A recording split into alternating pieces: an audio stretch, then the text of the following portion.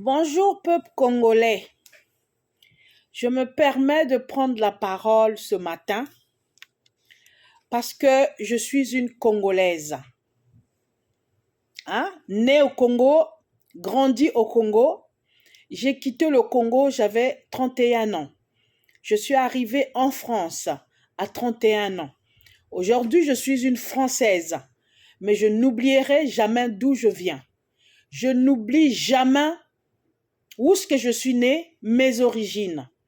C'est pourquoi vous me voyez, à chaque fois, je parle parce que je suis une femme libre. On a appris aux Congolais à ne pas parler. Le Congolais a peur de s'exprimer. Nous sommes au 21e siècle. Mais le Congolais, il a peur de parler. Le Congolais a peur de se faire tuer. Le Congolais a peur de se faire arrêter. C'est pourquoi le dictateur qui est dans notre pays, il se permet de malmener les Congolais. Il se permet de maltraiter les Congolais. Et aujourd'hui, les Congolais fuient le Congo. Il y a beaucoup qui meurent dans le désert, dans la Méditerranée.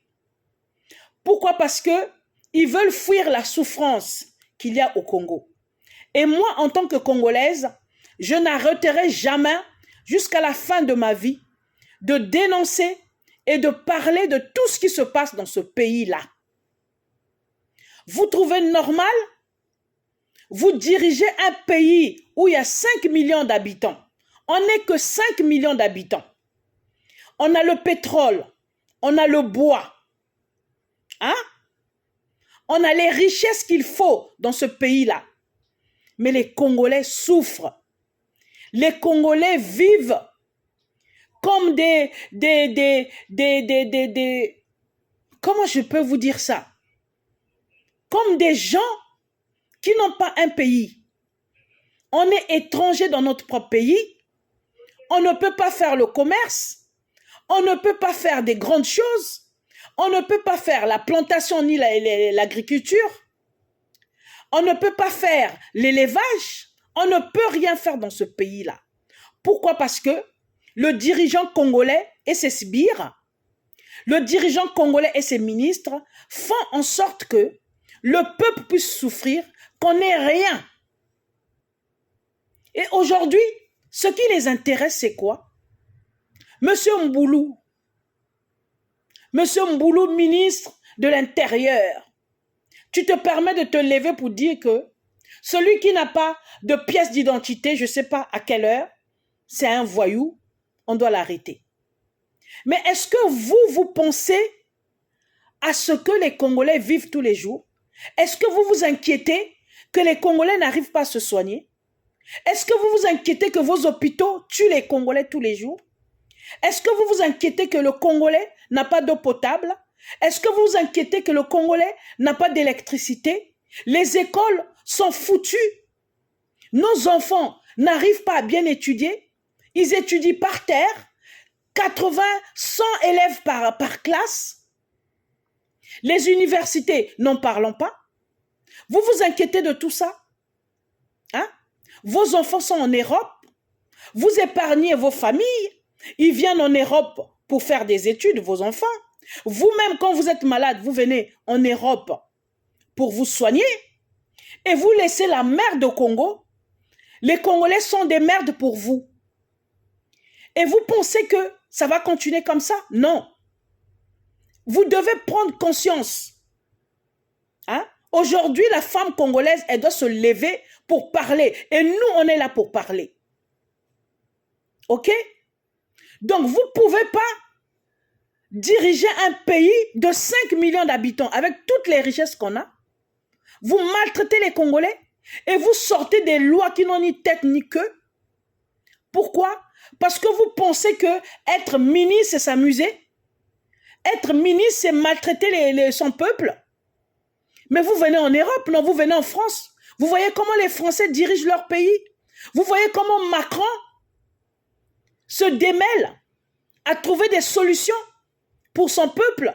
Vous voyez comment les ministres français, ils font des réunions. Ils étudient comment aider leur peuple. Et vous faites quoi? Vous volez. Vous faites que voler. Vous détruisez ce pays-là. Il y a la crise au Congo. Mais la crise, c'est seulement pour les Congolais. Mais pour vous, les dirigeants, il n'y a pas de crise. Puisque vous volez. Vous avez des immeubles ici en Europe. Vous avez des voitures. Vous venez faire des courses ici, là. Mais comment on peut avoir autant de haine pour son peuple? Comment on peut être sans cœur? Hein? Un dirigeant d'un pays doit veiller sur son peuple. Un dirigeant d'un pays doit se démêler pour son peuple. Mais vous faites quoi? Aujourd'hui, vous faites quoi? Hein? C'est pourquoi, quand quelqu'un se lève pour parler, non, la personne, vous voulez la révolution. Mais non, on est au 21e siècle. Hein? Les gens doivent parler. Les gens doivent dire ce qui ne va pas dans ce pays. Hein? Donc, il faut arrêter de divertir les Congolais. Il faut arrêter de divertir les Congolais. OK? Les Congolais ont besoin de la survie. Les Congolais ont besoin d'un peu d'humanisme de votre part. Arrêtez de distraire avec des lois qui n'ont ni tête ni queue. On en a marre. OK? Vous qui êtes au pouvoir, vous voulez toujours être au pouvoir, mais vous ne voulez pas diriger ce pays-là. Pourquoi? Vous n'êtes pas au Congo pour diriger vos familles. Vous êtes au Congo pour diriger un peuple. OK? Donc arrêtez cette comédie-là. Trouvez des solutions. Comment rétablir l'électricité au Congo? L'eau potable, veillez à ce que les Congolais aient l'eau potable. Les hôpitaux, essayez d'équiper les hôpitaux. Essayez de prendre les médecins et les envoyer en Europe pour renouveler leurs connaissances. Hein? Essayez de créer des entreprises pour les Congolais. Vous avez l'argent, mais vous préférez aller les mettre en Europe. Au lieu de créer des entreprises, au lieu de créer des choses qui vont faire que les Congolais puissent survivre. Vous êtes là à nous sortir des lois qui n'avancent en rien les Congolais. Monsieur Mboulou, je vous parle.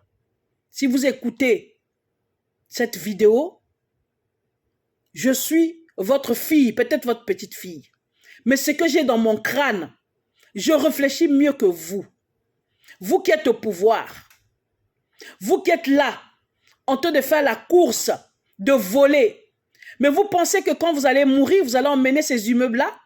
Vous pensez que quand vous allez mourir, vous allez emmener ces costumes-là? Ce qui compte, c'est les actes qu'on pose. Et vous êtes là pour poser des actes concrets. Merci de m'avoir écouté.